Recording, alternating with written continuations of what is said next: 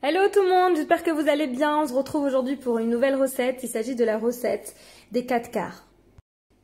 Alors la particularité de cette vidéo, c'est qu'on va faire une base, donc une base simple, neutre on va dire, sucrée, à laquelle on va rajouter des parfums. Donc vous verrez, on va utiliser l'empreinte, donc le moule 4 quarts de chez Guy de Marle, qui est là. Voilà, et donc ce moule, il est juste génial parce qu'avec une préparation, on va pouvoir faire 4 cakes avec des parfums différents. Alors ce moule me correspond totalement puisque j'ai 2 enfants, comme vous le savez, et ils n'ont pas du tout les mêmes goûts. Donc ma fille n'aime pas du tout le chocolat et au contraire, mon fils adore le chocolat, donc parfois c'est très compliqué. Alors plutôt que de faire 2 cakes, eh ben, j'arrive à satisfaire tout le monde avec cette recette. Donc c'est parti pour les ingrédients. Donc pour cette recette, vous aurez besoin de 225 g de farine, 250 g de crème entière liquide, 150 g de sucre, 100 g d'huile, ici neutre de tournesol, 4 œufs entiers, une pincée de sel, ainsi qu'un sachet de levure chimique. Alors voici la toute première vidéo que je vous fais sur YouTube avec mon iCooking. Comme vous le savez, je suis conseillère pour la marque Guy de Marle, donc qui commercialise ce robot qui s'appelle le iCooking. Je faisais habituellement des recettes au Thermomix, mais aujourd'hui cela va changer puisque comme vous le savez, je suis devenue conseillère Guy de Marle. Alors, si vous utilisez un autre robot, que ce soit le Thermomix, le Compagnon, le Magimix ou n'importe quelle autre marque, sachez que vous pouvez réaliser mes recettes sans aucun problème. Donc pour celles qui utilisent le Thermomix, je sais que vous êtes beaucoup sur ma chaîne YouTube, vous pouvez réaliser exactement de la même façon mes recettes. Vous pouvez les adapter donc aussi facilement sur votre Thermomix. Lorsqu'il y aura des différences, je vous le préciserai toujours, notamment dans cette recette, vous verrez pourquoi, et vous apprendrez à réaliser vos recettes au Thermomix, même si les miennes seront faites au iCooking, sachez qu'il n'y a absolument aucune différence. Donc c'est parti. Donc ici j'ai inséré le fouet, donc vous en faites de même avec votre robot. Je vais y ajouter mes 4 œufs entiers avec mon sucre et on va faire blanchir le tout. Voilà, donc c'est parti, on va programmer. Alors c'est parti pour 2 minutes, vitesse 5. C'est la seule différence entre le iCooking et par exemple le Thermomix où vous allez mettre la vitesse 4 sur votre robot. Ici, moi je mets la vitesse 5. Donc vous le savez, avec le Thermomix, la vitesse 4 est le maximum avec le fouet. Donc ici, moi j'utilise la vitesse 5, mais vous, sur le Thermomix, vous utilisez la vitesse 4. Voilà, donc c'est parti.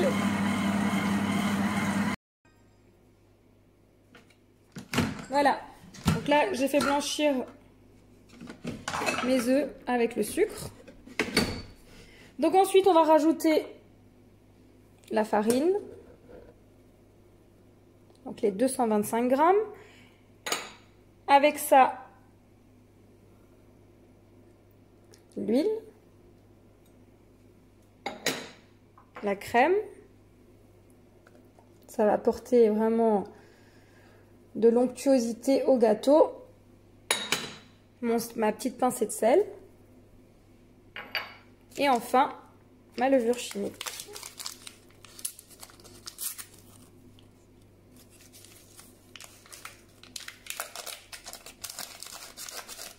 Et c'est reparti, je programme. Pendant 1 minute, vitesse 5 sur l'iCooking et vitesse 4 sur le Thermomix. Voici, donc ma pâte à gâteau est prête.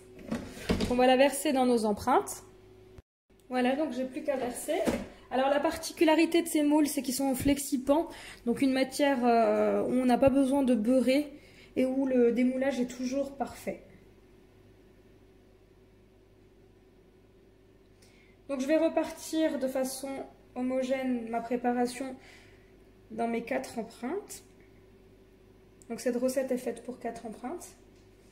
Et ensuite, je vais ajouter ce que je souhaite comme ingrédient. Donc par exemple, si on veut faire un marbré, on va retenir un petit peu de pâte et y ajouter un petit peu de chocolat fondu, voilà, pour vous donner des idées. Ça va nous faire un marbré.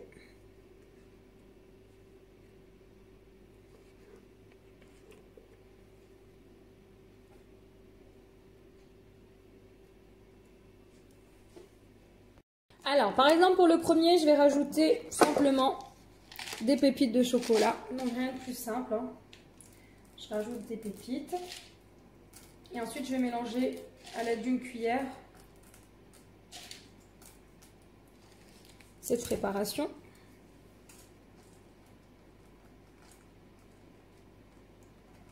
Voilà, et là, on aura un petit cake aux pépites de chocolat. Ensuite, pour le second. Donc pour le second, je vais ajouter de la pâte de pistache de chez Guy de Marle. Vous voyez, elle est composée à 93% de pistache. Donc vraiment, elle est très qualitative. Vous le voyez, hein, la couleur n'est pas vert chimique.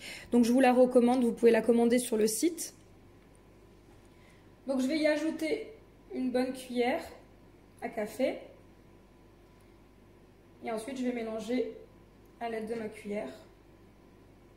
Et je vais également rajouter des éclats de pistache, hein, c'est facultatif.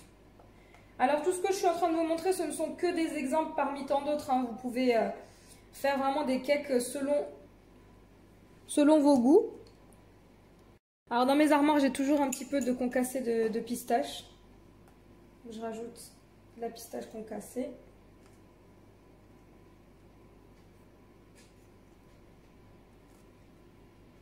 Et pareil, je mélange à l'aide de ma cuillère.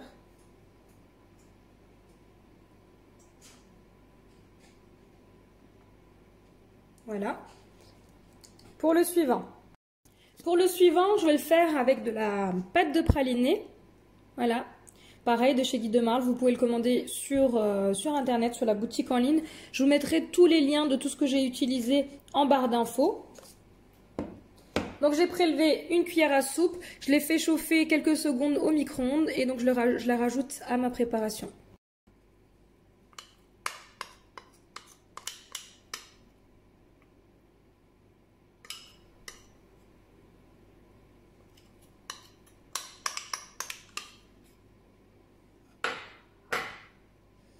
Donc je vais également rajouter des noisettes entières, vous pouvez en rajouter ou non, hein.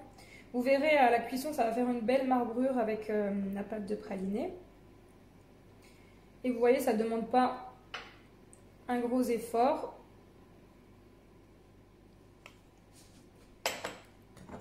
Voilà. Pour le fun, je rajoute quelques noisettes. Vous pouvez rajouter également des noisettes concassées. Et enfin, mon préféré, ça va être celui à la pomme cannelle. Du coup, ici, j'ai pelé une pomme.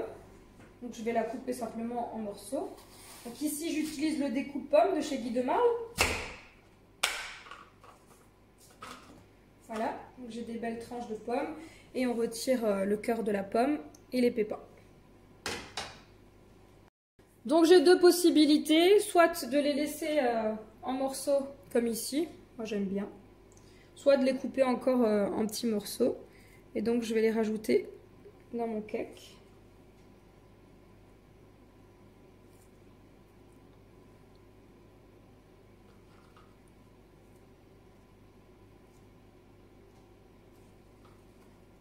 Le découpe-pomme, franchement, il est super pratique. En règle générale, les enfants, ils aiment bien manger des pommes. Surtout moi, mon fils adore les pommes. Et ensuite, je vais rajouter un petit peu de cannelle sur le dessus. Vous savez que la cannelle se marie super bien avec la pomme. Donc ici, je rajoute un peu de cannelle. Et voilà. Il ne nous reste plus qu'à cuire nos gâteaux. Pour la cuisson, on va enfourner dans un four préchauffé à 170 degrés pendant 30 à 35 minutes selon les fours. Donc on n'oublie pas de vérifier la cuisson à 30 minutes en y plantant un couteau à cœur du gâteau pour voir si la lame ressort sèche. Allez, c'est parti, j'enfourne.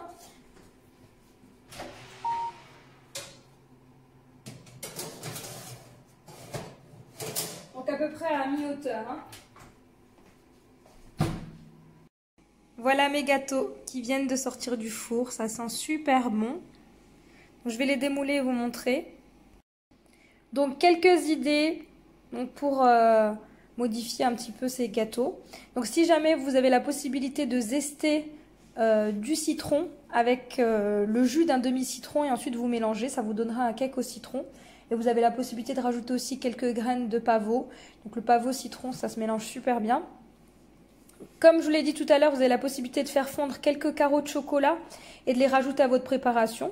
Vous avez également la possibilité de mettre de la pâte à tartiner à l'intérieur de votre préparation. Ça va vous donner également le côté marbré.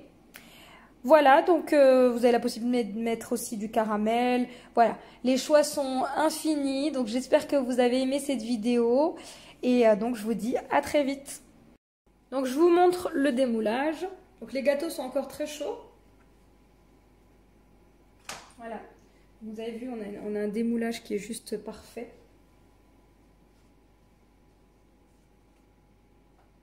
Aux pépites de chocolat. Ensuite, le praliné.